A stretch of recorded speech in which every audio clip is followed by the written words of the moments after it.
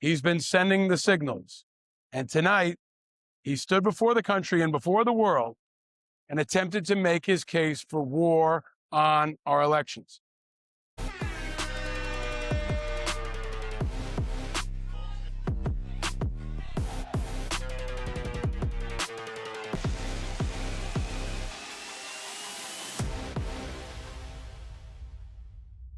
It feels like the whole country is on fire, and it's about to get hotter because Donald Trump just finished his address to the nation, and it was just about exactly what I expected it to be. It was Donald Trump making his case for war on our free and fair elections this fall. He's been telegraphing this punch for months. He's been laying the groundwork. He's been sending the signals. And tonight, he stood before the country and before the world and attempted to make his case for war on our elections. Donald Trump is always about advancing and protecting his power, and he knows that the single greatest threat to his power is free and fair elections this fall. He'd probably lose, and it would require accountability. It would mean him being slowed down and potentially even stopped. He knows that the free and fair elections this fall would be a circuit breaker for our democracy against his power. That's why tonight he laid it all out. It was cluttered, it was unfocused, it was radical, it was untruthful, but it was serious. He is not fucking around.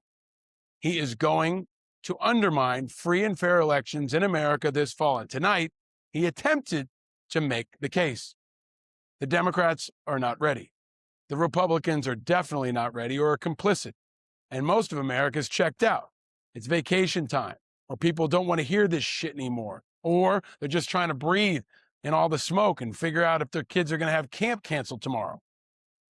But he is making the case for war on the foundation of our democracy. And this is just the announcement. It's just like Iran.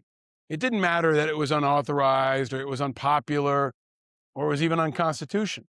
He's all gas and no brakes. He is going forward no matter what.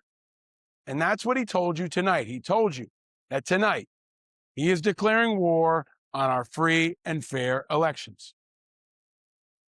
This is not a summer where you can check out. This is not a summer where you can be complacent. This is a summer where we must all stay vigilant because the stakes have never been higher.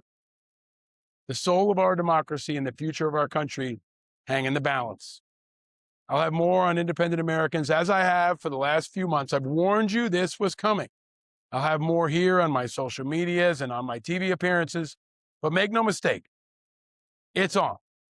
Trump's forever war has spanned from Venezuela to drug boats to Iran to Minneapolis, and now he's refocusing his forever war on the home front and focusing on our free and fair elections. We can't let him. We have to stand up. We have to push back. And most of all, in this summer of an attack on the foundation of our democracy, we all, Republicans, Democrats, and especially independent Americans, need to stay vigilant.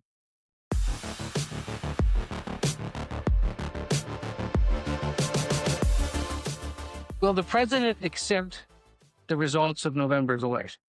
Look, Ed, you should tune into the president's speech tonight before you jump ahead to conclusions about what's actually in the speech. Again, I've seen a lot of reporting and misreporting about what the president will say. We hope CBS will take the speech and all Americans should take it. All right, let's get to Paul Rieckhoff, the host of the Independent Americans podcast here in New York. Good to see you, my friend. You too. How do you see the politics of this ahead of it? I think it's going to be a big night. I think he's breaking a seal that he hasn't really broken before. And what I think he's doing, usually reserve these speeches for a case for war. I think he's going to make a case for why the elections shouldn't be trusted. He's always said he wants to undermine or attack or disrupt the November elections, the midterm elections. He said that out loud. He usually telegraphs his punches. And I think that's what he's going to talk about tonight. He's going to talk about 2020, but it's building up toward this fall because he's pushed against electronic voting. Right. He's pushed against, he's sent the FBI down to explore this. I think he's making a case that will ultimately undermine free and fair elections this fall. I think it's a big deal. But he's never presented any evidence to support any kind of this massive, widespread fraud. But are you suggesting that there might be something presented tonight? I think that's what they've said he's going to do. I think he says he's going to make a case. He's going to lay it all out. And it's not unlike when he was talking about Iran. Unfortunately, he did it after he hit Iran, but he threw a bunch of stuff at the wall. Not all of it stuck. It wasn't always focused, but he picked a target. And then he made a case around why he was justified in focusing on that target. I think he's going to do the same thing tonight, focused on our election system. He might blame China. He might blame others. But I think it's going to be about ultimately weakening the elections because they are a real threat to his power. They are a circuit breaker that can slow him down. And by focusing on that, he can expand his power and keep rolling forward. The future elections, meaning the midterms and beyond, the 2028 presidential election that comes up after that. But when I ask, about the politics of all of this, there's been so much said. There were articles written about how other Republicans, if you talk to them, they don't want any of this. They don't want him speaking about this topic. And Democrats, in their ways, seem like they do almost invite it. They're getting out ahead of it. The John Ossoffs of the world, for example, who's running for election in Georgia, it's almost like, if you kind of read between the lines of Senator Ossoff, like he sees this as a chance, even in the hearings yesterday, to almost make political commercials for himself, try to get people on the record about, hey, who won 2020? And that you could see that being a political ad. I mean, is that how you see the politics as well? I think Ossoff does see this as an opportunity for himself. Georgia will again be a focus. He's in the spotlight. Yeah. He's considered a rising star. But I think going back to Trump doesn't care what the Republicans think. He doesn't care what the Democrats think. He's all gas, no brakes, just like he was in Venezuela, just like he was in Iran, just like he's been in, for example, expanding the deployment of National Guard troops. They just expanded the National Guard in Washington, D.C. to 2029, which is right after inauguration. Right. He doesn't care about polls. And I don't think he cares about his own party. He is focused on his agenda moving forward. And I think tonight is an extension of that. Independent Americans, the 2026 elections are taking shape, and you hear about it on this show every single episode. You can trade on the biggest political races on Kalshi. On Kalshi, you can trade major primaries, election outcomes, and the biggest political storylines as they happen. It is election season leading up to the biggest midterms ever. And you can trade on, for example, who will control Congress, the Democrats or the Republicans. Right now, the Democrats are trading at 82%, meaning a $100 trade would pay out $111.06 if it goes that way. You can trade on the main Senate election, the biggest election, I think, at least for the summer.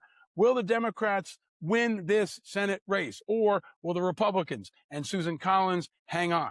The Republicans are trading at 38%, which means a $100 trade on the Republicans would pay out $252.21 if they and Susan Collins win that election. You can put your money where you think it's going to go. You can also bet on the big one, who's going to be the 2028 Democratic presidential nominee or who the Republican nominee is. And there are other fun ones. Like you can pick, will Trump attend the World Cup final? There is right now a 91.2% chance that he does. He likely will be there. If you bet $100 and he shows up, you get paid out $108.86. There's all kinds of stuff you can trade on Kalshi. It's interesting. It's fun. And if you listen to or watch the show, you are ahead of most folks. On Kalshi, you're trading against peers in a live market, which means there's no house. As the probability changes, you can buy in and out of your position. For a limited time, download the Kalshi app and use the code INDEPENDENT for this show, the code INDEPENDENT, to get $10 when you trade 10. Kalshi, Kalshi, trade on anything. 18 and older, restrictions and eligibility requirements apply. Event contracting trading involves risk and may not be suitable for all investors. Prices, values, and available markets may differ from those mentioned. For more information, see Kalshi.com/regulatory. Independent Americans, you can trade right now with other independent Americans and all Americans on Kalshi. Independent Americans, place your trades right now on Kalshi. Now, you mentioned Iran. Let me get a quick word on that. And then one other issue I wanted to get into as well, given we always talk about the military, which is kind of a strange one. But on Iran, Caroline Leavitt today, first briefing since she came back from maternity leave, said this and more, but said this about Iran. Listen. Iran very much continues to talk to the United States of America and express that they want to make a deal with us because they are suffering devastating blows on behalf of our United States military.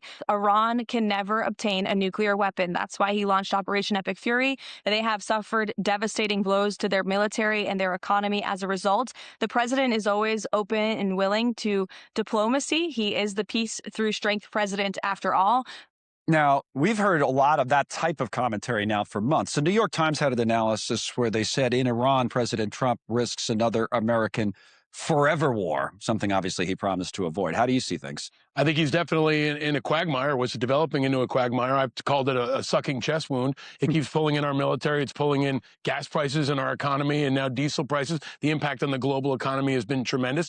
He's always been on forever war. I mean, he's hit almost a dozen different countries since he's been president, ranging from Venezuela to Iran to boats off the Gulf. So I think it's a real risk for our democracy to understand that a lot of what he's doing militarily hasn't gone by Congress. We've already been engaged in forever war. And we saw that after 9/11 and the global war on terror. It was a global war on terrorism that extended from Afghanistan to Iraq around the world. And it was a forever war for 20 years. Right, but a generation of military folks like me got swept up in that. I know, but President Trump is the guy who said, well, no more of that kind of thing. That's why so much of his base, I think, is pushing back. Again, I don't think he cares about polls. I don't think he cares about what Republicans or Democrats say. He wants to move forward. He's going to keep pushing on Iran. And the sad part is we can't believe the Iranians, and I don't think we can believe Carolyn Levitt either. Both of them have their spin on this. What we know is that the war continues to drag on. It's not over, despite what all of them have been saying. Here we are, another month, and the war continues. 5 consecutive nights of strikes in the present, and it seems like, if anything, it's escalating. The kind of, as I said, weird story that I want to ask you about. I love the Blue Angels, by the way. I was down, I saw the flyovers in Washington for the July 4th. So anytime I'm always in for a flyover. But this is weird. So the Blue Angels were flying over beaches in Florida, and Pete Hegseth, the Secretary of Defense, put something out on social media. So look at this. Yep. So they're flying over. He said, well, that's great. But whoa. Apparently that type of thing really kind of freaked some people out. They came so low, they were tents shaking and all that kind of thing. So Hegseth put something out where he said something to the effect flyovers will continue until morale improves. Right. They'll continue until morale improves. I'm like, well, who's morale? Who's morale? What's going on here? Our military is not there for our entertainment. They're not a prop. They're not a toy. And every military analyst will understand this is a violation of protocol. You're not supposed to fly that close to civilians because it's dangerous, right? Yeah. And I think what you see is Hegseth is kind of appealing to be the popular Secretary of War or Secretary of Defense, but not the one who abides by the rules. And they normally would be reprimanded. There would be disciplinary action. He says, no, that's not happening here. I don't know what he's going to do, if he's going to reward them with a tour of Kid Rock's mansion. Or that was the other thing. Right? Yeah, but it's almost like saying, oh, if you object to this or think that, or you get scared, or then somehow you're not patriotic. I love the Blue Angels. I saw them here for America 250. My kids love them. I go to air shows. But this is about safety, and it's about accountability and about ensuring that we abide by the rules. And you can't just let the rules go because you think it makes for a great show. Well, your morale sounds pretty good, so maybe he'll call it off now. I'm still riding high on the Knicks, so my morale will be good for the rest of the summer. But ESPYs last night, too. Amazing, right? We've got sports. The World Cup, it's all keeping us together and united. I think there's a lot of positivity around sports right now. Well, hopefully we can see the World Cup. That's the sky improves. It's a real issue. I know. This is like nothing we've seen except for the last time it happened. And we got, exactly. When it was orange. Now we got the World Cup final on Sunday. All right, Paul, thank you. Thank you, Colin. Paul Rieckhoff. He tells me the left and right are dreams for those without a clue. And when you wake, it's time to grow. And it's not cool to believe in school, but if I can say one thing, I've seen the children of the revolution and the good trouble they can bring. He says the red and blue identity independent is an attitude. An island in the sea of rhetoric and archipelago. He tells me the left and right are dreams for those without a clue. And when you wait, it's time to grow. Powered by Righteous Media.